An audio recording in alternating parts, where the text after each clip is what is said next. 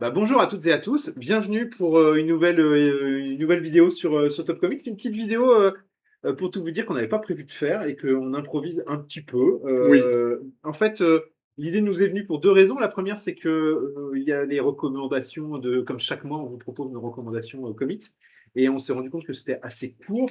On s'est dit, une demi-heure hein, quand même. ouais, une demi-heure. Bon, et on s'est dit, voilà, ce serait bien qu'on fasse aussi qu'on fasse quelque chose en plus, une sorte de supplément. Et ce Un petit supplément, bonus. un petit bonus. Je suis chez Doupe, comme vous pouvez le voir, ce qui n'est pas toujours le cas. Généralement, on les enregistre en visio. Ouais, parce Là, qu'on habite loin, mais voilà, donc là, il s'avère que je passais dans le coin, donc hop. Et on s'est dit, comme c'est la période des awards en des France, récompenses. des récompenses, puisque First Print, oui, le podcast, ne va pas tarder à décerner ses récompenses. On s'est dit, nous, on va faire nos propres awards, alors qu'on va appeler les Top Comics d'or. Voilà. Moi, je voulais appeler ça les top comics, mais il a pas voulu. Il y avait une espèce de répétition Ouais. qui me plaisait moyennement. Bon, l'idée c'est qu'on a un peu à la manière des First Print Awards, et Arnaud et son équipe nous pardonnera, mais on a repris certaines des De catégories. toute façon, après, à un moment, les catégories Ouais, enfin, sur les comics, voilà. Alors c'est donc, difficile de faire original. Alors, moi, j'aurais bien voulu faire le meilleur encreur, mais bon, il connaît pas. c'est ça. Voilà. Donc il y a 6 rubriques. Donc nous avons noté les comics de patrimoine, donc meilleurs comics de patrimoine, meilleure série, Alors, comics de patrimoine, c'est des comics qui n'avaient pas été réédités ou qui n'avaient pas été publiés, qui datent avant les années 2000. c'est ça. Pour nous, tout ce qui est vieux, c'est les comics du siècle passé. Voilà. Ça, on simplifie pour résumer, c'est plus simple. Meilleure série indépendante, meilleur récit complet indépendant, meilleure série de super-héros, meilleur récit complet de super-héros. Oui, on avait envie de mettre en avant aussi Des les super-héros. super-héros. La meilleure réédition. Là, c'est très libre, c'est-à-dire que à partir du moment où c'est une réédition, voilà, on peut mettre un titre. Et puis, nos deux comics coup de cœur qu'on avait envie de mettre en avant, Qu'on qui sont a là. laissé tomber dans une des cases parce qu'il y avait quelque chose, mais dont on avait envie de parler. Voilà. Donc globalement, c'est notre podium de l'année. C'est ça, et on va vous le présenter l'un après l'autre en essayant de vous donner envie de les découvrir, ou bien pourquoi pas de venir en papoter en commentaire si ça vous intéresse. Ouais. Et puis si vous découvrez cette émission, cette vidéo et que vous ne connaissez pas la chaîne Top Comics, évidemment je vous invite à vous abonner, mais on fait notamment des recommandations au début de chaque mois, pour notre émission 10+10, et puis depuis très peu de temps, nous avons les critiques Des du critiques PN hebdo, on a des capsules vidéo. Ouais. Mais c'est vrai que ton émission Critique du PN a cet avantage d'être régulière Oui, et avec une publication fixe dans la semaine, dans la tous les semaine. mercredis matin. Voilà. Et où on parle souvent de choses qu'on a vues dans les recos, dont on a parlé, ou des choses qui n'ont absolument rien à voir. C'est un petit peu le principe. Et puis, ouais, n'hésitez pas à vous abonner, à nous dire si vous aimez, si vous voulez qu'on change des choses, on peut le faire, hein. Techniquement, on commence à progresser. On progresse doucement, mais on progresse. Voilà. Déjà, c'est bien. C'est-à-dire qu'on Ouais. ne régresse pas. On est bien. C'est plutôt pas mal. Et donc, là, c'est notre top comics d'or. Alors là, j'essaierai de mettre une petite musique. Oui, c'est Voilà, genre une petite musique comme tu veux. un peu festive. J'ai peur, moi. Pas du Patrick Sébastien. Non, Hein, non, parce surtout que pas. il a dansé là-dessus toute la nuit C'est pas hier. vrai. C'est ce qu'on a raconté. C'est pas vrai. Moi, C'est pas j'étais vrai. pas là. C'est pas Mais... vrai. C'est pas vrai. C'est faux. On y va? C'est Allez, parti? c'est Allez, parti. on démarre par les anciens. Allez, par les anciens avec le meilleur comics De patrimoine. patrimoine. Alors, tu commences, je commence, vas-y, tiens. Je crois qu'on a le même. Ah oui, oui, je vois sur tes notes qu'on a le même. Bon, ça va pas être très compliqué. Donc, à l'unanimité, À l'unanimité du jury. le meilleur comics patrimoine cette année, c'est-à-dire la meilleure réédition d'un comics ancien, c'est bien évidemment l'Omnibus Rome, les Omnibus Rome, hein, Aux d'ailleurs, éditions Panini. Ouais. chez Panini, alors Rome, hein, pour ceux qui ne sauraient pas, mais je pense qu'il doit y avoir un gros article sur cette comics. J'ai dû en faire un il y a genre 7-8 ans. Euh, donc Rome, c'est une série qui a été créée dans les années 70 par Marvel, en partenariat avec Hasbro, me semble-t-il, qui était un jouet. Donc ça vendait des jouets. C'était une série dérivée d'un jouet. Sauf que le jouet n'a pas marché. La série Marvel avait plutôt bien fonctionné, puisqu'elle s'est arrêtée autour du numéro 70, 75, je ne sais plus. Et Et le problème, c'est qu'après, Hasbro a été racheté, enfin le jouet a été racheté, etc. Je crois que c'est Parker Brothers. Maintenant, ou Parker Brothers a été racheté par Hasbro. Là, je vous avoue que j'ai pas eu le temps de revoir mes notes. Euh, mais du coup, c'était impubliable, c'est-à-dire que Marvel n'avait pas les droits.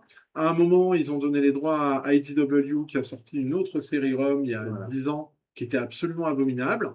Et puis, tout arrive. Tout arrive. Donc, de fait, eh bien, Marvel a reçu les droits pour republier cette série ROM.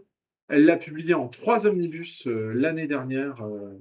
Et donc, Panini l'a ressorti en France, puisque je rappelle que ROM, ça a fait les beaux jours du magazine Strange dans les années 70-80. Ouais, on peut dire que c'était une réédition très attendue. Parce Et que c'était une grosse attente. Alors, on a essayé de vous montrer, là, je me la pète. Je me la pète un peu. Comment ils se la pètent. C'est un des avantages d'enregistrer chez nous, que vous trouvez à peu près tous les titres que vous voulez. Voilà.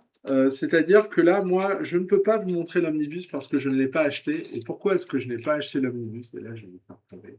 Voilà. Parce que j'ai les singles VO des années 70. Voilà, ils sont tous là. J'ai l'intégrale des singles VO. Je me la pète un peu. Ah, vas-y. Donc, ouais, forcément, c'est du vieux papier. Mais moi, je renie pas ces intégrales VO. Couverture de Frank Miller, d'ailleurs. Voilà. Couverture de Frank Miller. Et qu'en plus de ça, c'est très bon. C'est très très bon. Dessin de Sal Buscema ancré tout seul au départ. Après, il va avoir plusieurs encreurs et ça va pas trop lui plaire. Ce qu'il faut savoir, c'est que les 30-40 premiers épisodes sont vraiment très très très très très bons. J'aurais tendance à dire plus. À un moment, je me plante tout le temps. C'est vraiment excellent. Moi, j'adore. Scénario de Bill Mantlo, du regretté Bill Mantlo, qui a eu un souci, Bill Mantlo, qui a eu un accident dans les années 80 et qui a perdu, qui est toujours vivant, Bill Mantlo, mais il s'est fait renverser par une voiture et il n'a plus toutes ses capacités mentales. Du coup, l'histoire raconte la quête de Rome, le chevalier de l'espace, sur Terre. Sur Terre, parce que la Terre a été envahie par les spectres noirs, qui sont des extraterrestres métamorphes. Alors, elle a été envahie discrètement, parce que personne ne le sait. C'est une sorte d'invasion secrète. C'est ça. Voilà. Et donc, le problème, c'est que vu qu'ils passent pour des humains qui se sont intégrés dans la société, ces spectres noirs, Rome arrive, les repère, les détruit, et les humains ont l'impression qu'en fait, ils tuent des humains. Alors qu'en fait, non. Et puis, il va arriver dans la petite ville de Clerton, Rome, et il va se faire des amis, finalement, il va se faire accepter. Il va tomber amoureux d'une humaine, et lui, il est enfermé dans un corps de métal. Il va se passer plein de choses. Et je pense, alors c'est peut-être les 50 premiers, je ne sais plus, raconte donc toute la guerre entre Rome et les spectres noirs. Sal Buscema s'en va après j'aurais tendance à dire après l'épisode 40, c'est peut-être plus, je ne me rappelle plus, 40, 50. Il est remplacé par un Steve Ditko qui est pas en forme. Mais en tout cas, là, sur au moins les 2 premiers omnibus, vous pouvez y aller. C'est très bien. À un moment, Sal Buscema, il est ancré par Bill Sienkiewicz. Il redonne une nouvelle forme au spectre noir, beaucoup plus dans l'horreur. Ça marche. Il y a des épisodes avec Hybrid et les X-Men qui restent encore dans la mémoire de tous ceux qui les ont lus dans Strange. En plus, ils étaient charcutés dans Strange. C'était extrêmement censuré. Parce que les personnages sont vraiment cracra, quoi. C'est parce que ce que l'on ne dit pas non plus forcément, c'est que même si c'est une série qui est un peu en marge de l'univers Marvel, il y a quand même des épisodes où avec les croise des X-Men, persos avec Marvel, Luke Cage et Iron Fist. Non, c'est vraiment les premiers épisodes en tout cas. Alors, j'aurais peut-être un troisième omnibus, faudra voir. Je sais pas ce qu'il y a dedans, mais en tout cas, les 2 premiers, c'est vraiment excellent. Ça reste une bonne série. Moi, je les ai relus il y a vraiment pas longtemps et je me suis encore éclaté. Alors, Bill Mantlo, c'est toujours un petit peu verbeux, faut le savoir. Mais ça ne m'a pas dérangé. Mais c'est. Toi, tu l'as relu là Je l'ai relu, j'ai relu les 2 omnibus. Moi, ça me dérange pas. Et puis surtout, il y a quelque chose que j'aime beaucoup. C'est que d'abord, c'est vraiment un comics de son époque. Oui. Mais évidemment. Mais ce que je veux dire par là, c'est que qui aussi se nourrit de ce qui peut passer à la télévision. Il y a un petit côté de la série Envahisseur. Il y a un petit côté de la série Hulk ou Le Prisonnier. Avec ce côté, ce personnage qui fuit devant les autres. Je suis tout seul, je fuis devant les autorités, devant l'autorité. Et quand je dis feuilletonnant, c'est que vous avez des fins en cliffhanger qui vous amènent à l'épisode suivant. Et c'est pas con, c'est bien fait. Il y a un côté suspense avec ces spectres noirs. Bon, alors qui est un spectre noir, qui ne l'est pas? Moi, je trouve que c'est vraiment. Ça me paraissait difficile cette année sur 2025 Ouais. avec la publication finalement de ces épisodes qui sont attendus depuis longtemps parce que ils ont été publiés dans Strange, mal publiés entre guillemets Mal parce qu'ils ont publiés. été censurés. Mais je jette pas la pierre comment dire, au personnel qui travaillait sur ces comics parce que c'était difficile de faire autrement. Mais de les voir enfin revenir. Et en VO, il y a des coupes de Michael Golden. Hein. Ouais, qui sont loin d'être dégueux, effectivement. Donc ça paraissait difficile de passer à côté malgré les autres rééditions de Patrimoine. Mais là, quoi de plus symbolique que Rome? Et puis, il me semble aussi que c'était extrêmement attendu par Moi, les lecteurs. Quoi. Du coup, moi, je me suis damné pour trouver tous les singles de la série. Hein, voilà. Il est content avec ses singles. Ouais, parce que crois-moi, voilà. Hein, et puis moi, j'étais persuadé que jamais ça ressortirait. Hein, moi, si j'avais su, j'aurais pris. Ouais, alors. Ça, je les ai depuis à peu près 15 ans. Hein. Moi, d'ailleurs, merci à Virgule. C'était dans quoi? Je sais pas. Mais voilà. Et d'ailleurs, moi, je mets sur une petite pièce que les omnibus vont prendre de la valeur. J'aime pas trop parler de business, d'argent sur les comics, mais je suis pas certain que la licence va rester très très longtemps ou que ces omnibus vont être disponibles sur de très longue durée. C'est ce qu'on disait dans un dernier 10+10. Je n'ai pas dit que Marvel ait encore la licence pendant longtemps, que ce soit sur Rome ou sur les Micronautes. Du coup, ils se sont dit. Moi, sincèrement, sortir 3 omnibus la même année de la même série, j'avais jamais vu ça. Ouais, c'est surprenant. Donc oui, c'est. Et puis, c'est des bons épisodes. Ouais. Vraiment, là, pour le coup, ça reste une très bonne série. Et puis, ça reste très représentatif de l'époque. Et là, pour le coup, je crois que Patrimoine, ça peut pas mieux porter son nom, parce que là, on est vraiment sur du Patrimoine. On passe au suivant? Le bal. Allez. Meilleure série indé. Donc, meilleure série indé. Donc, attention, notre top d'or de meilleur comics Patrimoine, c'est pour les omnibus de Rome, qu'on n'a pas. Mais je me la répète quand même parce que j'ai galéré. Voilà. Alors, moi, j'ai pas l'édition originale ni quoi que ce soit, mais meilleure série indépendante. Moi, je propose Hyde Street parce que ça a été un de mes coups de cœur de cette dernière très récemment. C'est sorti au mois de novembre. Hein. Enfin, c'est sorti le 29 octobre. Moi, j'en ai parlé au mois de novembre sur Top Comics. Alors, Hyde Street, c'est quoi? Et je vais faire relativement court parce que toi, je vois que tu n'as pas le même. C'est une série signée Geoff Jones et Ivan Reis pour Ghost Machine chez Image Comics. C'est une rue dans laquelle, en fait, qui peut apparaître dans n'importe quelle ville, qui renferme des résidents un peu chelous. Vous avez un ancien publicitaire totalement sadique, vous avez un scout pervers, vous avez une nutritionniste, mademoiselle bien faite, qui ne donne pas forcément de très très bons conseils de nutrition. Non, pas spécialement. Et tous ces résidents qui sont un peu bizarres accueillent de nouveaux venus dans Hyde Street. Si vous êtes quelqu'un malade, dérangé, que vous êtes un criminel, vous avez une chance à un moment donné de dériver dans Hyde Street et de rencontrer ces résidents pas très sympathiques. Dont le but est de damner votre âme.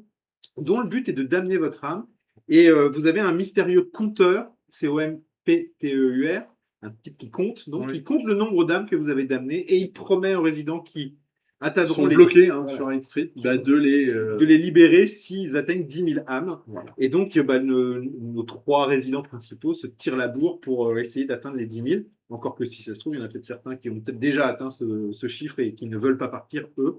C'est un comics, je trouve. Moi, ce qui m'a surpris et pourquoi je l'ai sélectionné, c'est pas tant du fait que ça soit indé, parce que je trouve pas que le comics a une patte indé. C'est pas ça. Je ne trouve pas. Mais j'avais l'impression en lisant ça de lire un truc que moi j'avais jamais lu. Tu vois ce que je veux dire? Ouais, alors. Moi, j'ai trouvé que j'ai jamais lu plus une histoire anthologique. C'est plus un prétexte à faire une anthologie. Moi, je suis un petit peu plus mitigé. C'est pour ça que moi, ce ne sera pas mon choix. Alors, c'est très bien. Hein. C'est un bon bouquin. Je suis peut-être un peu plus mitigé sur l'aspect présent. C'est-à-dire que pour moi, là, on a emballé dans un truc de rue qui n'est pas bien défini, avec ces histoires de comptage qui ne sont pas bien définies non plus. Des petites histoires indépendantes. Pour moi, c'est plus un recueil de petites histoires gothiques et d'horreur emballées sous une série régulière qu'autre chose. Geoff Jones, il s'en sort très bien sur la majorité de ces histoires-là quand il nous présente le passé des personnages, pourquoi ils sont à Hyde Street, qu'est-ce qu'ils ont fait. C'est des petits segments d'horreur qui sont plutôt bien foutus, qui m'ont fait penser beaucoup à la quatrième dimension, hein, tu vois. Ou au conte de la clé. Ouais. Et par contre, tout ce qu'il y a autour, sur l'aspect dans le présent, tout ça, je suis moins convaincu. Voilà. Moi, je mets une petite pièce dessus et j'ai pris déjà un gros plaisir. Donc, Et puis avec c'est Ivan Reis au dessin, donc c'est très très bon. Mais ça reste un bon bouquin. Moi, c'était pas mon choix. vas-y. Du coup, moi, je suis vraiment allé dans l'indé, puisque je vous présente C'est où le plus loin d'ici, Attends, je vais te dire. publié par Casterman. Je fais la présentation. Ouais, sexy. C'est la Annie Pujol de Tom Comics. Ils tournent pas les La lettres plupart des gens encore, sauront mais même pas personne qui n'a est les lettres, Annie ils sont- Pujol. mais On qui est a la vieux et on ref. l'assume. Et alors C'est Et alors c'est la c'est Denise quoi le Fabre de problème Top Voilà. Comics. Hein, Alors pourquoi ce alors comics maintenant, ce serait plutôt la Nabila. Voilà, pour dire les choses. Donc, Libérez-moi, s'il vous plaît. Libérez-moi de C'est ce. où le plus loin d'ici? C'est un récit de Matthew Rosenberg et de Tyler Boss. Qu'est-ce que ça raconte? Alors là, on est sur un monde post-apocalyptique. Alors, c'est chez Casterman. Hein. C'est rare hein, quand Éditeur Casterman pas très fréquent, ouais. fait du comics. C'est une série qui continue à être publiée aux USA. D'accord. C'est pour ça qu'on Je est. crois elle en est au numéro 26 ou 27. Ok. Il y a 2 albums et le 3e sort bientôt. Donc 2 albums chez Casterman. Alors ça raconte quoi? Ça Dis-moi raconte quoi? Nous sommes dans un futur post-apocalyptique, encore une fois. Et en fait, il ne reste plus que des ados. D'accord. Alors, il y a des espèces de monstres qui, en fait, volent les adolescents une fois qu'ils deviennent adultes. Ok. On ne sait pas ce qui leur arrive. Hein. C'est un récit très mystérieux. Et puis, je ne veux pas trop en dire non plus. Mmh. Et donc, les ados sont regroupés en bandes. Là, on est dans un espèce de quartier où les ados sont regroupés en bandes et dans des endroits. Alors, on suit un groupe d'ados qui est dans une ancienne maison de disques. D'accord. Et donc, eux, leurs références, ce sont des disques. Ils se baladent toujours avec des disques parce qu'ils connaissent pas le monde extérieur. Voilà, ils sont dans une maison de disques. Ils vivent là, ouais. Et donc, chacun a son album référence. Donc, ça permet à l'auteur de jouer un petit peu là-dessus. Et ils vont rencontrer d'autres gangs. Alors, il y a des gangs avec des têtes de cochons. Oui, c'est ça. Voilà, il y a des gangs de forains, parce que il y a un de leurs membres, oui, vous voyez le cartonnet si ça tombe, il y a un de leurs membres qui va disparaître, ils vont partir à sa recherche. D'accord. Donc ils vont découvrir ce fameux monde, puisque pour eux, tout était concentré autour de leur quartier. Ils vont découvrir ce monde avec d'autres bandes de jeunes. Et alors, c'est un récit très mystérieux, hein, il n'y a toujours pas beaucoup de réponses. Finalement, je me rends compte qu'à travers ce que tu dis, il y a quand même des points communs entre nos deux choix. C'est rigolo, hein? Le fait de l'histoire de quartier, l'histoire de disparition, là, en fait, l'histoire que le lore n'est pas forcément exploré beaucoup. C'est où le plus loin d'ici? Voilà. Ils veulent aller voir ce qui se passe. Ok. C'est plus une exploration. Alors que, d'accord. Ah oui, là. Et puis, c'est surtout que alors, moi, je ne connaissais pas du tout Tyler Boss. Alors, les dessins. Alors, je vous remets un peu ici. Ça vous fait penser à quelque chose? Est-ce que ça te fait penser à quelque chose? Je dirais celui qui a dessiné Hawkeye, là. David Aja? David Aja, ouais. Ouais. Et en fait, Tyler Boss, c'est un des. C'est la réponse que tu attendais? Non, d'accord. Mais c'est l'une des pupilles de David Mazzucchelli. D'accord, bon, bah. Ouais. Alors, il y a quand même du. Oui, ça va, je suis pas trop à côté, j'ai pas répondu. C'est pas loin, voilà. Ça va. Et en fait, les dessins sont très bons, les couleurs sont très bonnes. C'est lui qui va dessiner toute la série. Donc, ils prennent même un peu plus de temps en VO, le temps qu'ils puissent finir de dessiner. C'est nostalgique, c'est nouveau, même sur un truc. Moi, pour m'intéresser sur un truc post-apocalyptique, il en faut, hein, parce que j'aime pas ça. Voilà, il y a des gangs, il y a des. On ne sait pas trop ce qui se passe. Le tome 2 apporte quelques réponses, mais on relance plus que ce que ça doit être. Moi, c'est une très bonne série. Alors, je vous avoue que c'est pas la meilleure série que j'ai lue de ma vie. Mais dans le cadre des séries indées, si on voulait sortir un petit peu de saga, si on voulait sortir un petit peu moi, je voulais alors les titres à rallonge, hein, du genre No one will get out alive from here and I don't know where, enfin ce genre de truc. Et celle-là, elle est très bien et elle peut plaire vraiment à tout le monde. Et puis les dessins sont vachement bien. Donc pour moi, mon top d'or de la meilleure série indé, c'est où le plus loin d'ici, publié chez Casterman. Alors, pour rester dans les séries, mais les séries régulières, on va basculer cette fois-ci du côté des super-héros, Ok. puisqu'on va maintenant décerner le Top Comics d'or de la meilleure série de super-héros 2025. Et là encore, on n'a pas les mêmes. On Hein. n'a pas les mêmes, mais Le Rhum sera le seul qu'on a eu en commun. alors, j'y vais, tu Ah, veux? vas-y, J'y vas-y, vais. vas-y. Alors, donc moi, j'ai sélectionné mon coup de cœur de l'année en termes de série régulière de super-héros, qui est Absolute Wonder Woman. J'aurais pu mettre Absolute Batman, mais j'avais vraiment envie de mettre Oh, pour moi, il est au-dessus. Hein. l'avantage. Pour Oui, moi, il est oui, au-dessus, oui, le oui, Wonder je sais bien. Woman. Hein. Bon, Kelly Thompson, Hayden Sherman, je le sélectionne avec d'autant plus de plaisir que je m'y attendais pas. C'est-à-dire que j'ai pris vraiment une claque graphique et Graphiquement, c'est un graphiquement, j'ai pris une énorme claque. Scénaristiquement, je trouve ça hyper intéressant. Bon, graphiquement, effectivement, voilà. Il est sorti maintenant il y a quelques mois, donc il est sorti au printemps, je crois. Donc vous avez pu vous jeter dessus. Oula, je suis en train de démolir. Il n'a pas l'habitude. J'ai pas l'habitude. Alors donc, rappelons le principe de la gamme absolue, c'est de reviter les super-héros de manière en poussant les potards un petit peu plus loin, en oubliant le passé et en ne se donnant pas de limite dans la réinterprétation des super-héros. Donc là, c'est évidemment la réinterprétation de Wonder Woman, qui n'est plus une princesse Non, de parce qu'elle n'a Timișoara. pas été élevée par les Amazones. Elle a été élevée par Circé la sorcière. Circé la sorcière, qui en a fait donc une espèce de sorcière badass. Et donc, d'abord, elle a des pouvoirs de sorcière qu'elle utilise, sauf que la sorcellerie a à chaque fois un coût. Elle a une énorme épée. Ouais, je vous ai montré. Elle a une épée et un fouet, mais c'est surtout le côté épée, moi, qui me. Elle a un lasso aussi, Ouais, qui oui, ne sera un pas lasso, le même pardon. que le lasso de vérité. Ouais, c'est pas tout à fait la même chose. J'arrive pas à trouver d'image avec une épée, mais bon. Et vraiment, ouais, le récit est très très bon. Moi, j'ai failli le mettre. Ouais. Et je termine juste en disant, moi, ce qui m'a plu aussi, bah évidemment, moi j'aime bien Lovecraft et donc j'aime bien les grosses bébêtes avec des tentacules. Bon, bah voilà, on se retrouve avec des proto-Cthulhu qui débarquent en ville et Wonder Woman, pardon, doit leur péter la gueule. C'est efficace, c'est bien fait. Je vous ai parlé de son Pégase avec un crâne. avec Non, même pas. ouais. J'arrive pas à le trouver, mais bon, c'est pas grave. Voilà, allez-y. Enfin, pour moi, c'est vraiment la meilleure série régulière de super-héros parce que c'est bien fait, c'est plutôt intelligent, les dessins sont fabuleux. Oui, parce qu'il y a tout un contexte sur Voilà. assumer ce qu'on est, l'héritage. En fait, c'est un comics sur l'héritage. Ce qu'on doit aux personnes qui nous ont élevés. C'est beaucoup plus intelligent que ce que ça en a l'air. Oui, ça a l'air bourrin comme ça l'est pas forcément. Et bah, ça y est, j'ai trouvé la grosse épée. C'est beaucoup plus intelligent que ce que ça en a l'air.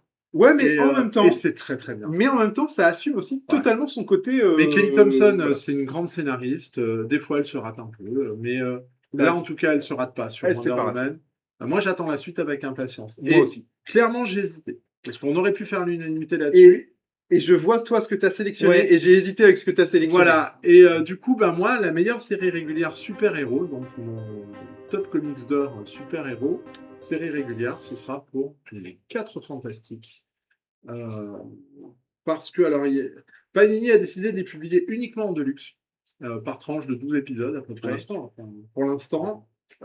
C'est la nouvelle incarnation des Fantastic Four, scénarisée par Ryan Horst, qui est un scénariste qu'on n'a pas beaucoup vu, on l'a vu sur Supergirl Girl. Voilà. Et Ryan Horst, en fait, il a eu une très bonne idée, c'est de faire revenir les Fantastiques aux sources, avec quasiment une idée par épisode. Ce sont des épisodes solo. C'est-à-dire qu'il n'y a pas d'intrigue à suivre sur. Alors, il y a un petit fil rouge, mais le fil rouge, c'est la famille. Oui. C'est les relations entre Johnny, Ben, Alicia, qui est la femme de Ben. Ils ont adopté 2 enfants extraterrestres. Il y a Franklin, il y a Valeria. Ça fait tout un petit groupe, quand même. Ryan Horst, il utilise en fait cette structure familiale pour proposer de vraies histoires de science-fiction. Là aussi, on est vraiment dans la quatrième dimension. Ouais, tout à fait. C'est une référence. En gros, vous avez un épisode, une histoire. Ou 2 épisodes. 2 épisodes, une histoire, mais ça dépasse jamais 2 ou 3 épisodes. Et donc, les Fantastiques, en plus, c'est hyper inventif. Il y a une espèce de conscience collective qui manipule les gens via un jeu de téléphone portable. Il y a on essaye de faire disparaître la Terre. Il y a des extraterrestres qui se baladent à l'intérieur de protons. Il y a des villes dont on ne sort jamais, où on reste en boucle. et chacune donne lieu à une histoire, avec des personnages développés, avec vraiment une connaissance parfaite des relations entre les persos. Euh, le seul petit défaut que j'ai, c'est les dessins. Parce que Alors, c'est peut-être pas les dessins, c'est le fait qu'il y a un turnover au niveau des dessinateurs qui est assez important. c'est l'enfer. Ouais. C'est l'enfer en termes de dessinateurs. Il y a un dessinateur quasiment différent qui se relaie tous les 2-3 épisodes. Bon, après, il n'y a pas un gap dans leur style graphique Ouais, trop important. et moi, j'aime pas trop. J'aime pas trop Ivan Coelho. J'aime pas trop les gens qui sont dessus. Il y en a un qui m'a beaucoup plu. Mais c'est tout. Et c'est un petit peu le seul défaut. Ça aurait mérité. Alors, c'est pas que c'est un défaut, mais je me dis que ça aurait mérité un dessinateur régulier Ouais. d'envergure, parce que là, ça aurait amené la série, mais alors à des niveaux stratosphériques. Cependant, ce que je voulais dire, c'est qu'on ne passe pas d'un style de Jim Lee à Ashley Wood. Non, Quoi, tu vois, voilà. Enfin, il y a quand même Oui, graphiquement c'est- une uniformité. graphiquement, c'est très uniforme, mais c'est reste très classique. Oui, Et ça réinvente rien en termes de je suis dessin. pas très fan. Je suis pas très fan. Ouais, Voilà. Ivan Coelho, c'est quand même pas mal. Moi, je suis pas fan. Mais ça reste classique. Là-dessus, on est d'accord. Hein. Enfin, on n'est pas, ça Je suis pas réinvente fan. rien. Hein. Mais en attendant, scénaristiquement, c'est ce qui m'éclate le plus. Vraiment, une idée par épisode. Et en plus, on en est au 30, il a relancé la série, ça s'arrête pas. Ça s'arrête pas. Toujours des idées de dingue. Donc Ryan North, C'est une série type SF, quatrième dimension. ouais, et moi avec des j'adore. super-héros. Et Ouais. moi j'adore. Et du coup, bah, pour moi, c'est ma série de l'année en termes de super-héros à suivre. Parce qu'en plus, ça tient dans la durée. C'est vrai que le Wonder Woman, pour l'instant, on a 6 épisodes qui sont excellents. Là, moi, j'ai une vingtaine d'épisodes qui sont excellents et ça diminue pas en force. Alors, il y a un épisode qui n'est pas sorti. Il n'est pas dans le Deluxe. Le Deluxe s'est arrêté au 22, à l'épisode 22. Il y a l'épisode 25, mais qui est un pur bijou.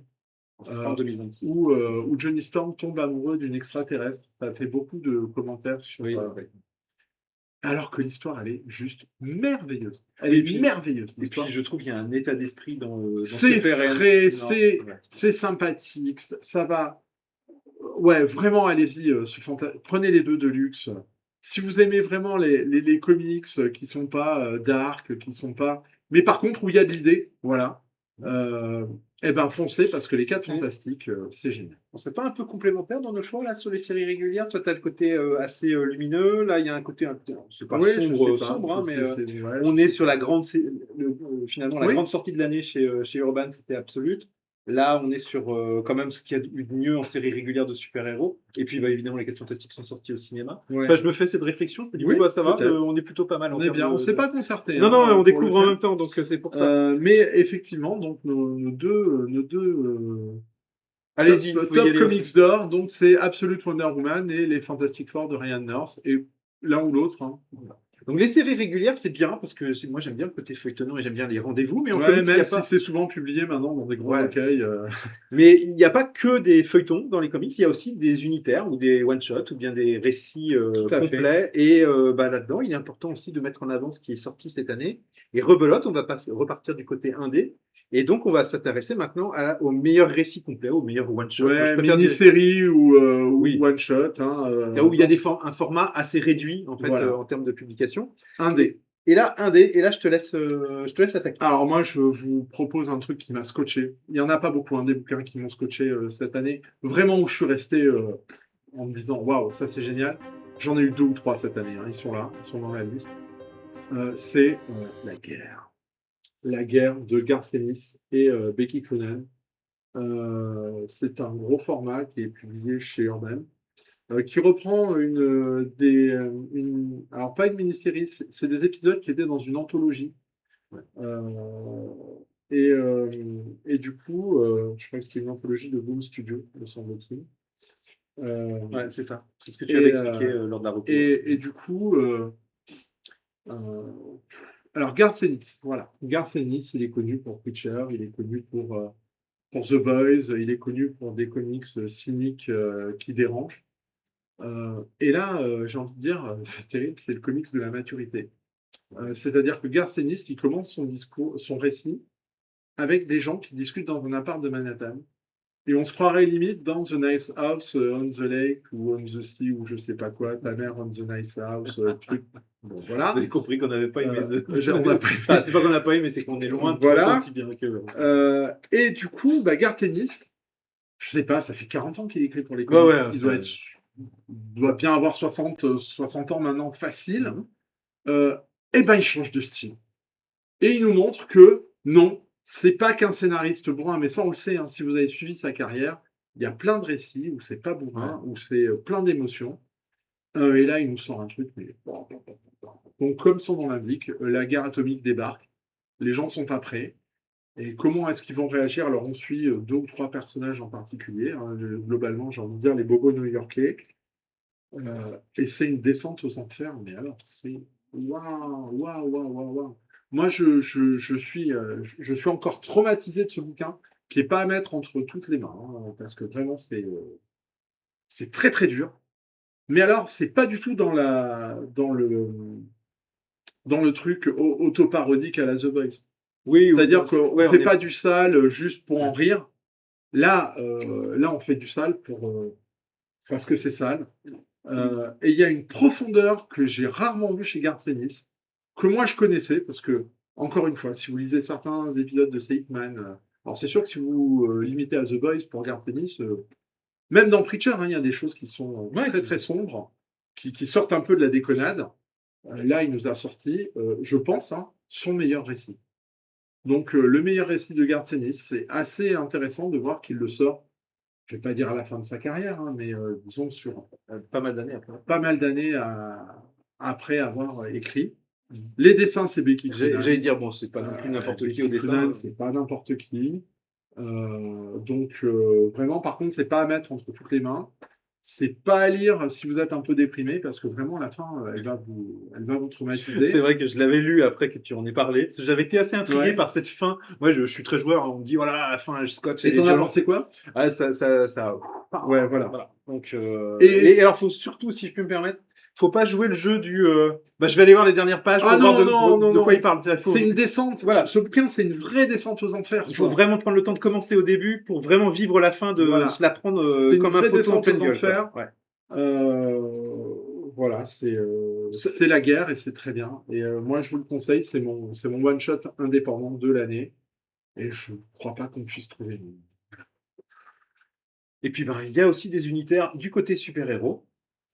Attends, tu ne nous as pas donné ton meilleur one-shot indé? Ah ben oui, zut, oh là là, pardon, excusez-moi. Oh, je n'ai pas l'habitude, moi, des remises de prix. On est sur les comics qu'il ne faut pas mettre entre toutes les mains. Et on va rester un peu dans le même état d'esprit. Alors, je l'ai pas ici. C'est Spectateur, mais en même temps, si je l'avais eu, de toute façon, j'aurais pas pu vous le montrer. Alors, j'ai un énormément de pages. équivalent. Ah non, arrête. Ça n'a rien à C'est voir. un peu comme Spectateur, il y a des filles à poil, et puis c'est à peu près tout. Je peux être sérieux, s'il te plaît, Non, un pardon. instant. Donc, Je voulais troller un peu. Spectateur de Brian Cavogan, et j'oublie tout le temps son nom. Nico Henrichon. Nico Henrichon, voilà. Spectateur, moi, ça a été la bombe indé de la fin de l'année. Rappelons un petit peu le principe. Déjà, c'est 2 auteurs qui ont déjà travaillé ensemble Sur sur Pride of Baghdad. Pride of Baghdad.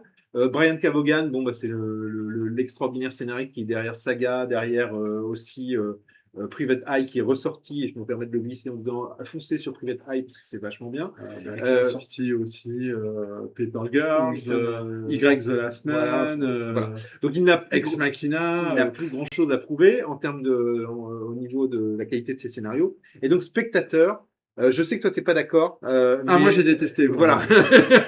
mais voilà, c'est un comics qui au moins va provoquer des choses. Le principe de Spectateur, c'est que c'est une jeune femme donc qui écrit des articles sur un blog sur des séries et sur des films. Elle se va au cinéma. Et là, pendant la séance du film, un mec débarque avec un fusil mitrailleur, il tue tout le monde et notre héroïne décède. Elle décède, mais elle continue pourtant à exister puisque son âme flotte au-dessus du cinéma. Et elle découvre en fait qu'elle n'est pas la seule à être dans cet état-là. Il existe d'autres personnes qui flottent eux aussi. Ils flottent tous. En fait. Ouais, j'ai pensé à ça. Alors que c'est pas du tout le style du récit. Ah, non. Et donc elle apprend par ses autres spectateurs, puisque en fait ils deviennent spectateurs. Oui, parce qu'ils de peuvent notre pas univers. interagir ces fantômes-là avec l'environnement. Ils peuvent que regarder les gens qui font des trucs. Voilà. Et donc elle découvre en fait qu'elle va rester dans cet état-là a priori éternellement.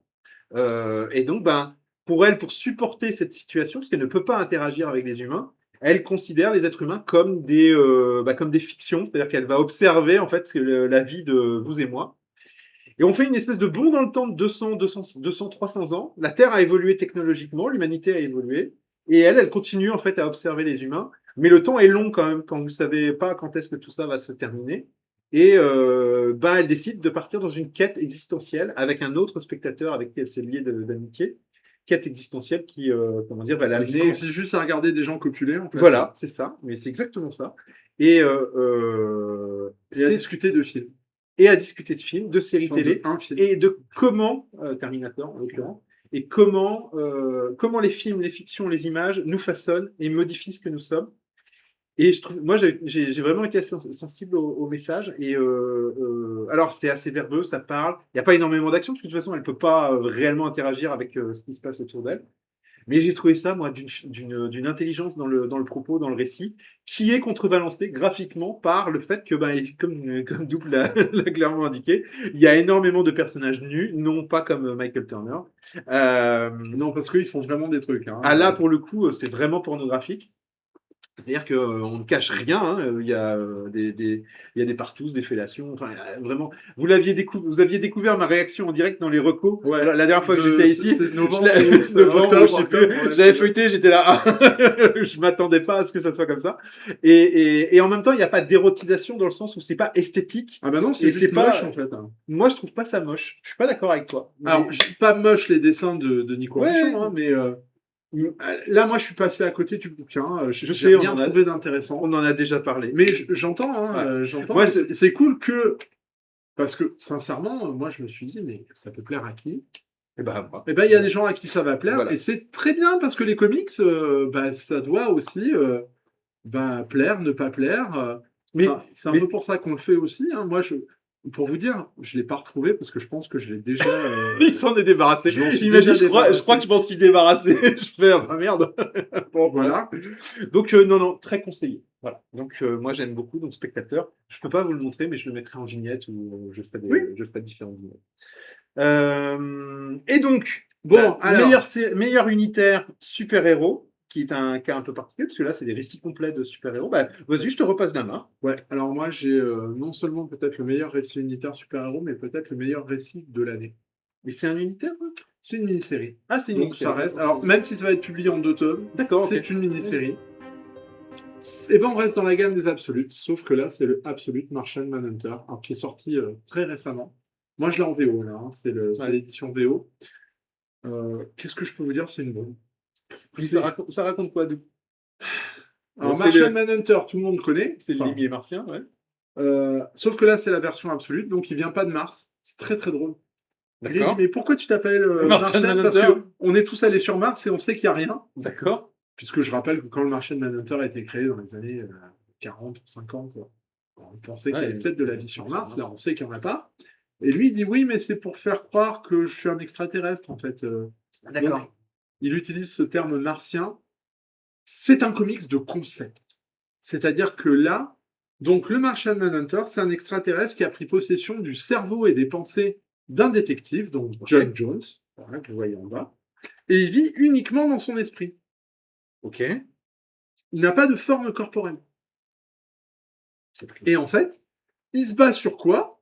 Il se bat contre qui? En fait, pourquoi il vient sur Terre? Parce que en fait, le monde est sous la menace du White Martian, donc qui est un extraterrestre qui lui aussi prend possession des esprits et qui fait faire des trucs absolument dégueulasses à la moitié de l'humanité, enfin aux gens qu'il possède. Il leur fait brûler leur maison, il leur fait mettre le feu à des personnes qui sont autour d'eux sans qu'ils comprennent pourquoi. D'accord. Il fait se battre des gens pour du café renversé. C'est quelqu'un qui crée le chaos, qui veut absolument. Et donc le Martian Manhunter va se battre. Mais donc, en fait, ça va être un combat d'esprit à esprit. Donc ça ne manipule que des concepts. D'accord. Donc autant vous dire que de la baston là-dedans, il n'y en a pas. En fait, ils se battent en balançant des formes géométriques, des choses comme ça. Tout est mental et c'est dessiné par Javier Rodriguez, qui pour moi est devenu le meilleur dessinateur de comics actuels. Point. Ce que je vois là, je me dis, mais Point. ça tabasse. Voilà.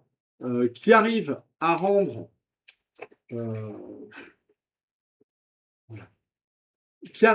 les combats conceptuels.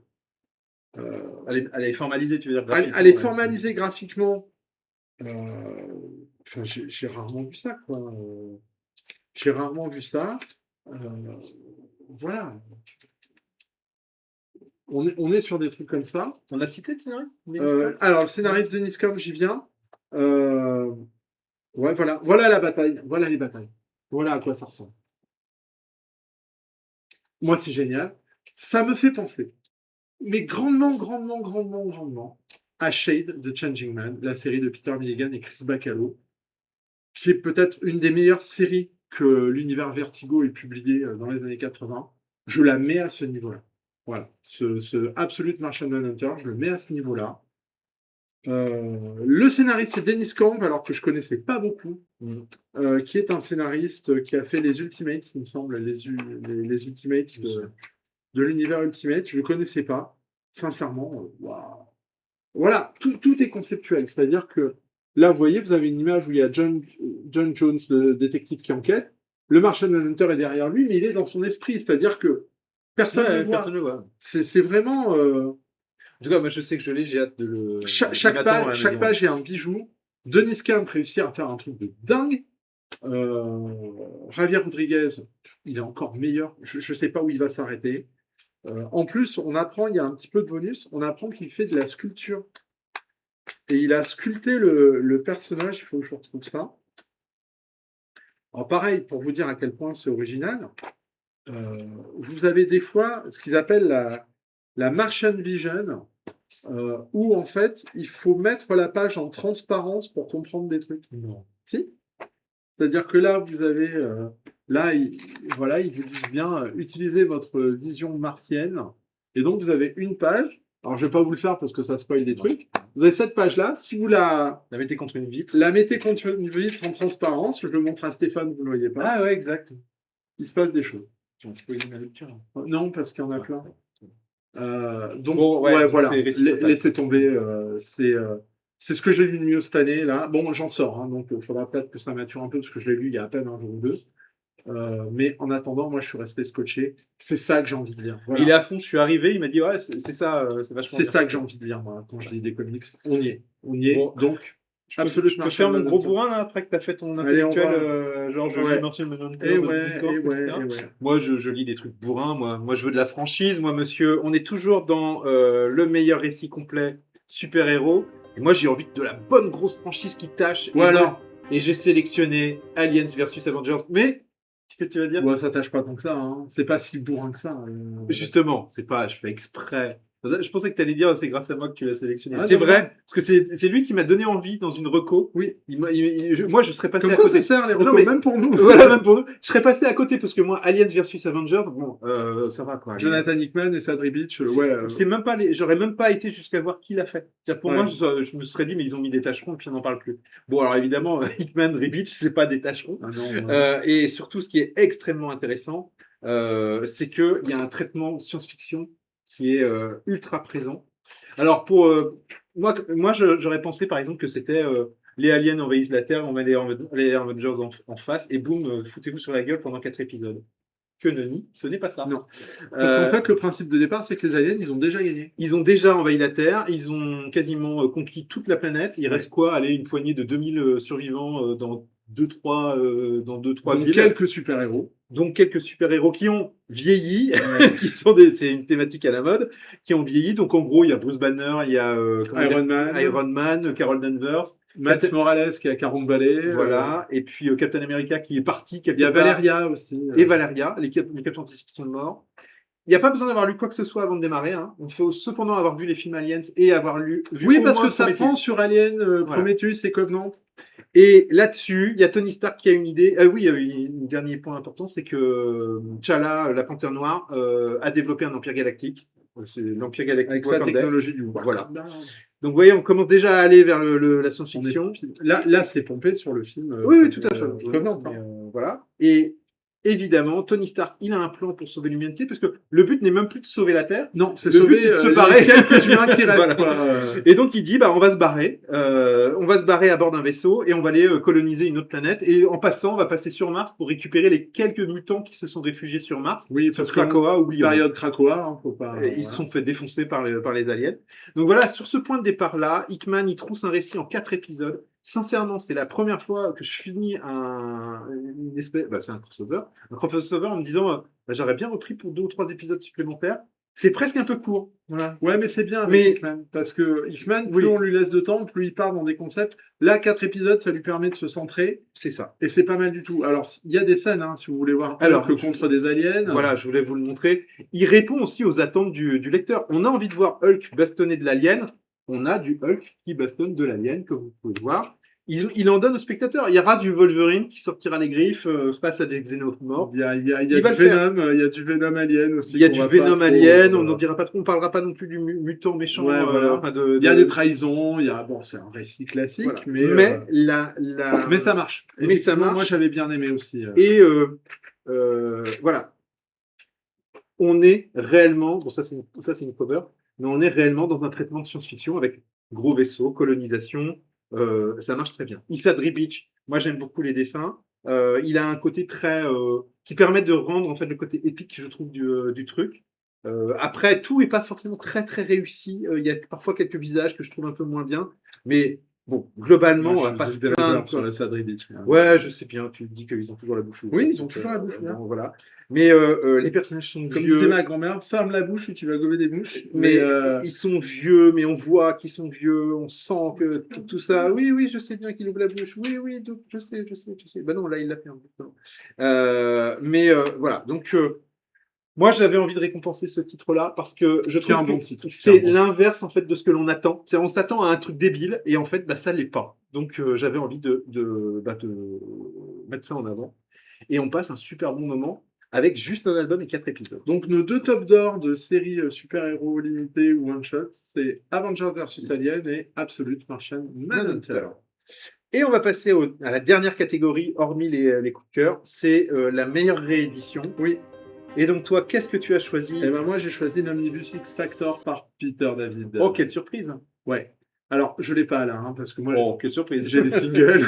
Voilà, excusez-moi. En édition originale numérotée par Peter David et et Raimondi. C'est la meilleure série Marvel de ces 15 dernières années. Ça tient la route. C'est vachement bien. Il y a le meilleur personnage Marvel de ces 20 dernières années, Layla Miller. Et là, tu peux rien dire. Donc, sincèrement, cette réédition, elle me fait plaisir. Et en plus, je sais que là, Panini va ressortir à un prix pas cher le premier omnibus. Oui, ils ont fait quelque chose. Je crois que c'est en janvier ou en février. Et oui, ils le ressortent à un prix. Alors, le premier, c'est celui des épisodes des années 90. Et puis, alors là, moi, je vous parle vraiment de l'omnibus 2 et 3, qui forment vraiment le cœur de la reprise de X Factor par Peter David. Et sincèrement, moi, j'ai pris un pied comme jamais. J'avais plein de choses pour les meilleures rééditions. On aurait pu parler du Immortal Hulk aussi, qui valait la peine. J'ai pris ce truc-là parce que Peter David il nous a quittés cette année en plus. Je trouve que c'est un bon moyen de lui rendre hommage parce que c'est sa dernière vraie bonne série. À Peter David. Ouais, c'est ça. Après, il y a encore des choses qui sont bien, mais ça n'atteindra pas. Il y a du gros dessin, puisqu'il y a Valentine Delandro, il y a plein de monde. Il y a Pablo Raimondi au départ, il y a Ryan Sook, pardon. Voilà, graphiquement, ça envoie du lourd.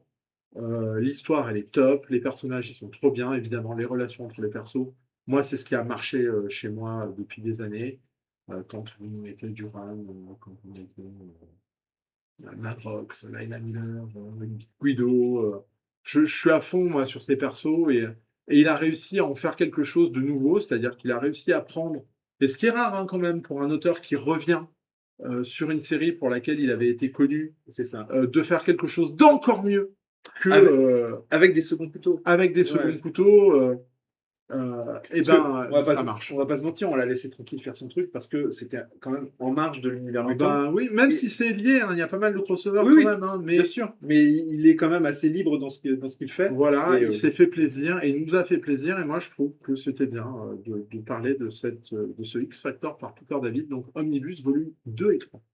Et comme tu le disais très justement, Panini a annoncé qu'ils allaient baisser le prix sur le. Ouais, je crois que c'est à 40 € ou 50 €. Ouais, ce premier omnibus, le but étant d'attirer, créer un focus sur le premier pour alors, qui n'ont pas grand-chose à... Enfin, si... Non, pas le premier, c'est pas le premier. Si, c'est le premier. Ah oui, pas le tome 2, ouais, d'accord. Le premier. Mais c'est bien, je veux dire, On critique de temps en temps les éditeurs pour leur manque Ouais. d'initiative, etc., etc. Là, pour le coup, cette année, on a aussi vu Urban et Panini, les deux gros éditeurs. Il y en a plein d'autres aussi à côté, évidemment, mais qui ont proposé des choses, qui ont bougé certaines lignes. Et ça fait partie, par exemple, des choses qui ont pu bouger. Bah C'est oui. intéressant. Ouais, les prix de Panini, machin, bah, un omnibus c'est à 40 ou 50 euros. Après, Mhm. on n'aime pas ce qui est proposé, mais au moins, ils bougent les choses de façon à essayer Ouais. d'amener leur collection le plus loin On a les possible. Treasury Edition à 15 balles. Voilà. On a les poches Les où poches. il commence à y avoir de plus en plus de choses.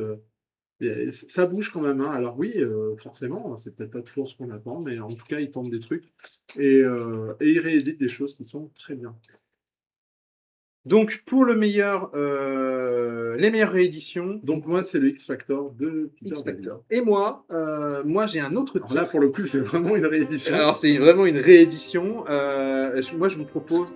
Alors, ça, c'est une des premières éditions C'est VF. la première C'est la édition première VF. édition VF. Oh, pardon. Ah, il s'en fout. C'est Gotham by Gaslight de Mike Mignola et P. Craig Russell Et Brian Augustine aussi. et Brian Augustine. C'est Batman rencontre Jack l'Éventreur. voilà, le pitch, c'est Batman rencontre Jack l'Éventreur. C'est graphiquement et scénaristiquement. Alors, scénaristiquement, c'est assez convenu, ça fonctionne bien, voilà, mais c'est pas. Voilà. J'avais envie de mettre un peu l'emphase Sur le vintage Mike Mignola. sur le vintage Mike Mignola, qui voilà, il n'a pas attendu Hellboy. Pour beaucoup de lecteurs, peut-être que Mike Mignola, Alors c'est un style qui est différent hein, quand même de ce qu'il y a sur Hellboy. Moi j'aimais beaucoup le style de Mike Mignola à cette époque-là. Alors, On reconnaît, hein, il y a il y a quand les même prémices quand même, mais bon, il y a aussi quand même l'encreur Craig Russell qui joue énormément. C'était le premier Elseworld dans l'histoire de DC. Et le scénario, en fait, réussit bien à marier les deux. Ça marie même tellement bien et ça fonctionne tellement bien qu'il y aura même des suites des suites qui seront avec Eduardo imaginées, Barreto au dessin. qui sont tout aussi, Et qui sont dans la réédition, il me semble. qui sont dans la réédition, ouais. Et il y a même maintenant une nouvelle série Oui. qui est sortie, Batman 1884. Avec Leandro Fernandez, Voilà. que j'ai pas pris, j'attends d'avoir tout. Et moi, je l'ai mis parce que j'avais envie de mettre Mike Mignola dans notre sélection, parce que c'est aussi un super dessinateur, mais j'avais pas forcément d'autres titres à mettre cette année. Et entre nous, les gens qui disaient que les comics USA ils tenaient pas longtemps et que ça bullait et tout ça. Vous avez vu celui-là? Tiens, j'en ai d'autres. Et moi, je suis pas soigneux, hein, je vous le dis. Hein, J'ai le Year One aussi, pareil, qui est dans mon garage depuis 10 ans, il bouge pas. Hein. Non, il Voilà. bouge pas. Donc voilà, j'avais envie de mettre en avant ce Gotham by Gaslight qui est Pour toi, le meilleur one shot. la meilleure réédition. Pardon, la meilleure édition. Meilleure réédition. Super, et donc on résume. De l'année. Mais Top Comics d'or de la meilleure réédition. D'un côté, les deux omnibus X Factor 2 et 3. Et donc le Gotham by Gaslight. Et là, on va rentrer dans la zone où on se fait plaisir, plus libre, où on se fait plaisir, puisqu'on va parler de nos coups de cœur. Alors, je sais pas, je te laisse commencer par ton premier coup de cœur. Alors, mon premier coup de cœur, il a failli être. Alors, pareil, excusez-moi, j'ai la VO, j'ai les originaux, j'ai pas la réédition. C'est Captain America, La Vérité, me semble-t-il, en français. Donc, Truth, Red, White and Black, qui raconte en fait l'histoire du premier Captain America noir. Et c'est une BD que j'ai toujours aimée. Moi, je l'avais pris à sa sortie. Alors, c'est dessiné par Kyle Baker, donc qui est un énorme artiste. Attention, le dessin. vous n'êtes pas forcément prêt. C'est un style graphique très particulier. Voilà, Kyle Baker, c'est ça. C'est pas le robot. Hein. C'est pas. Non, mais non, il y a beaucoup de pubs. Hein, il y a beaucoup de pubs, ouais. Forcément, c'est des singles. Clairement, il y a une pub par page. C'est horrible. Ouais, quasiment une bulle par page. Voilà, donc c'est plutôt des dessins comme ça, une pub par page. C'est très caricatural. Mais alors, qu'est-ce que ça raconte? Waouh, ça enfonce. Alors, Robert Morales, il est décédé. Hein, c'est un scénariste qui était très engagé politiquement. Ouais. Parce que les comics, c'est politique. Hein. Et ça fait un paquet de temps. Voilà.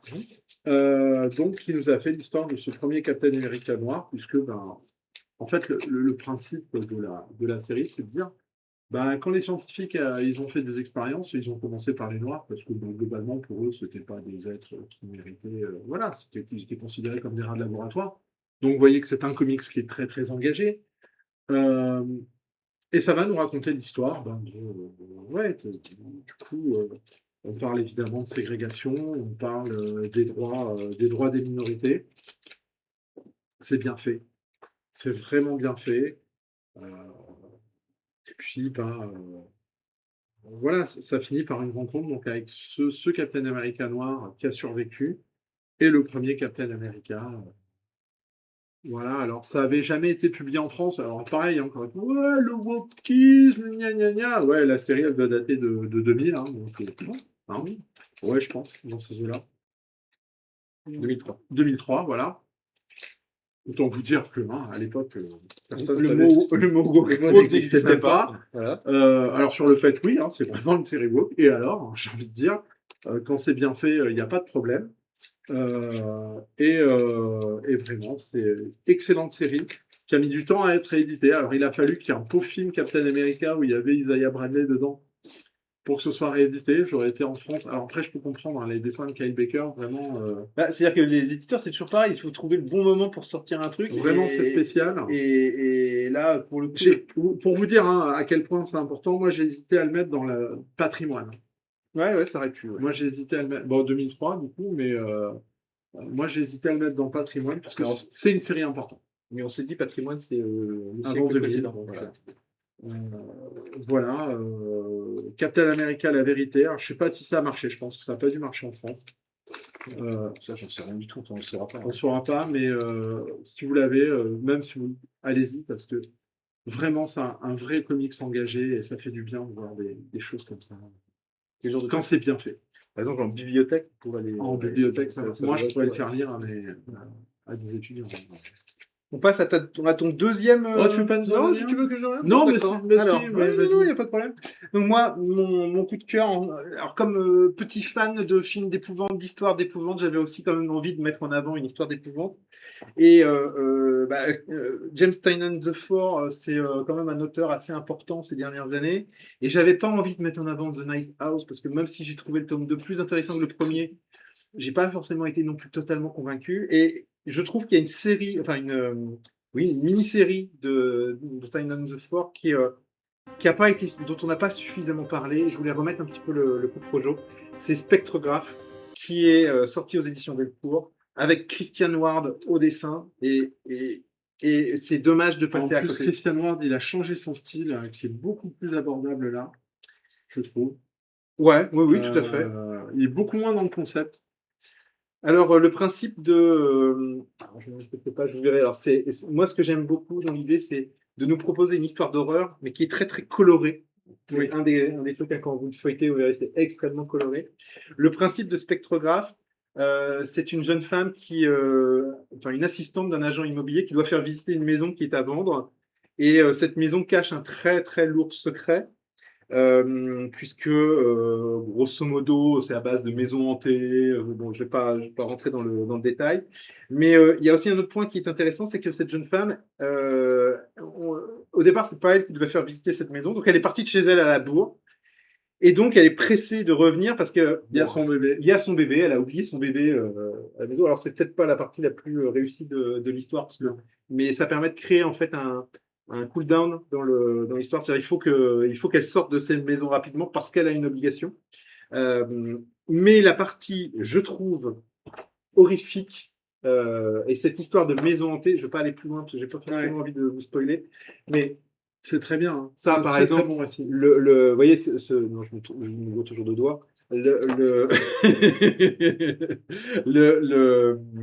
Comment dire, ces fantômes là à base de formes recouvertes de sang, etc. Je trouve que ça marche bien. Ça rappelle beaucoup aussi le film de Paul Verhoeven, L'homme invisible. Non, ça c'est autre chose. C'est très bien, mais c'est pas tout à fait pareil.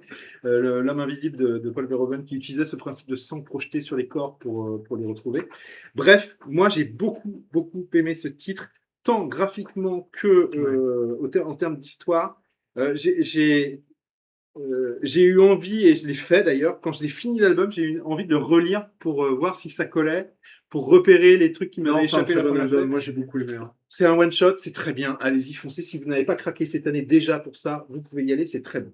Voilà. Et c'est Delcourt, donc ça devrait être encore disponible. C'est encore dispo, oui. Et puis, à chaque fois qu'on parle de dispo, je dis toujours, c'est la qualité Delcourt. parce que Delcourt, faut le dire, nous propose des Ouais, albums de très même bonne si qualité. là, quand même, niveau qualité, on est pas mal. Hein. Je parlais surtout de façonnage. Ouais. Tu vois, en termes de bouquins, de livres, ils font des beaux livres, tu vois, qui sont pas très chers non plus. Les prix sont pas excessifs.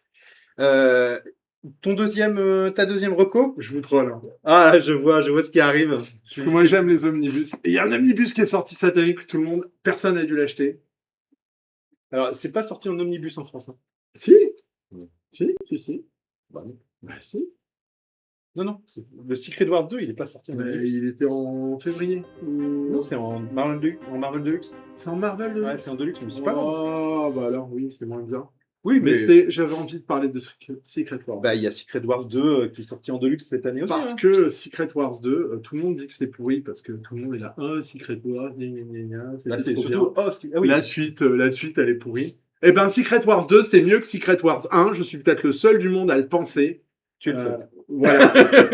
En tout cas, dans Parce cette pièce, c'est le seul. que Jim Shooter, il nous fait des trucs cyniques de ouf.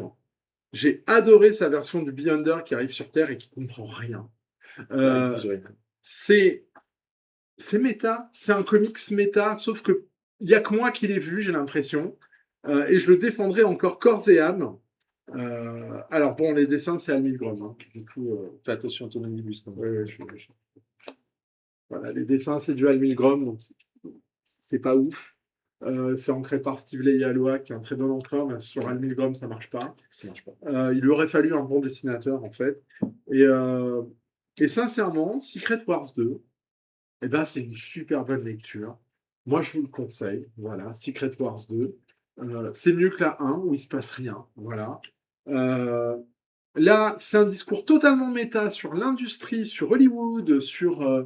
Il y a tellement de cynisme. Alors, c'est pas bien fait, je suis d'accord, c'est Jim Shooter, il est pas hyper finot, mais moi, je me suis régalé à lire ça. Et donc, mon deuxième coup de cœur, et oui, je vous troll, c'est Secret Wars 2. Qui l'eût cru? Oui. Et donc, et là-dessus, je pose mes bouquins et je m'en vais comme un prince. Voilà. Genre, je pose le micro. Voilà. Enfin, laisse pas tomber l'omnibus, quoi. Donc, tu veux dire que je vais écrire à Marvel en disant qu'ils ont eu un prix, un top comics d'or pour Secret Wars 2. Et que c'est grâce à moi. Ça, c'est clair, c'est grâce à toi. Parce que jamais vous auriez pensé à le voir celui-là. Mais je l'assume, c'est même pas une blague. C'est-à-dire que moi, mais il est sérieux, je trouve vraiment que Secret Wars 2, il est mieux que le 1. Voilà. Quand je dis qu'on en a discuté, on s'était pas donné nos titres avant, mais on a déjà discuté de Secret Wars 2. Ça fait des années que je milite la réhabilitation de Secret Wars 2. Du coup, Panini, je pensais que c'était l'omnibus. Si vous pouviez nous sortir l'omnibus, parce qu'en plus, il y a toutes les séries annexes dedans. Il y a du Dazzler. Il y a du Alpha Flight. Il y a du Alpha Flight. Il y a du X-Men. Il y a du New Mutants, les épisodes de Sienkiewicz qu'on n'a pas eu. Il y a le Thor de Simonson. Il y a le Daredevil de Mazzucchelli. On est bien, hein. Franchement, on est bien. On est très bien. Je voulais faire une blague. Cédric adore Améthyste. Donc, petit message à Urban, si vous voulez avoir un nouveau Top Comics d'or, vous savez ce qu'il vous reste à faire. Il vous suffit meilleur simplement... comics patrimoine. Même pas, tu le mettras dans tes coups de cœur quoi qu'il arrive. Non, patrimoine. Tu le mettras 2 fois. Si vous sortez 2 éditions, il vous fera même... Genre, je le mets dans 2 catégories. Je peux même acheter les 2, alors que j'aime ça. Bon, moi je vais terminer avec mon dernier coup de cœur. Allez, on y va. Donc, moi, mon coup de cœur cette année, j'avais envie, en plus de Spectrographe, j'avais envie de récompenser des genres. Parce que c'était important de parler de super-héros, aussi de ramener les super-héros dans les récompenses, parce que c'est un genre important dans notre... Et il y a des très bons trucs. Et il y a de très très bons trucs, mais il n'y a pas que des super-héros non plus. Et je voulais mettre en avant un autre genre qui est le polar, qui n'est pas un genre très développé en comics. Mais s'il y en a bien 2 qui rattrapent comment dire, le peu de comics polar, enfin s'il y en a quand même pas mal, je dis quand même, il y en a quand même pas mal. S'il y en a bien 2 qui sont spécialisés dans ce genre-là depuis des années, c'est Ed Brubaker et Sean Phillips. Et cette année, ils nous ont régalé une nouvelle fois il y a quelques semaines, puisque Delcourt a sorti Criminal Les Acharnés, qui est alors ça s'appelle juste Les Acharnés, c'est une histoire qui se déroule dans l'univers de Criminal, qui est un one-shot, c'est-à-dire que vous n'êtes pas du tout obligé d'avoir lu Criminal avant. Pour le coup, moi, Criminal... Alors, on l'a pas parce que moi, je fais pas. Tu l'as pas. Ça, voilà. je joue pas à les polars. Enfin, l'univers Criminal ne m'intéresse pas. Je dis pas que c'est mauvais, hein. Je dis Non, juste que moi, j'ai pas fait. Donc, Si ça vous intéresse d'en savoir un petit peu plus, j'ai fait une capsule vidéo ou enfin une capsule comics où je reviens un peu plus en détail. C'est lisible par des gens qui n'ont jamais lu la série Criminal. Moi, par exemple, je ne l'ai jamais terminé. Non pas que c'est pas bien, mais c'est que j'ai pas forcément le temps de tout lire. Et Les Acharnés, c'est un récit complet, 200 pages, enfin un peu mais ça moins de raconte 200 quoi? pages. Alors, très rapidement, c'est l'histoire d'un créateur de strip, de comic strip, dont le comic strip va être adapté en série télé à Hollywood. Et on Ah oui, fait bah, appel là à aussi, lui. il y a un côté méta. Ah bah, évidemment, il y a un côté méta. Et on le fait venir à Hollywood pour participer, soi-disant participer à la conception de la série télé. Mais en fait, très rapidement, il se rend compte que bah, c'est de la connerie. C'est-à-dire qu'il est là juste pour toucher son chèque, mais on ne tiendra pas compte de ses remarques.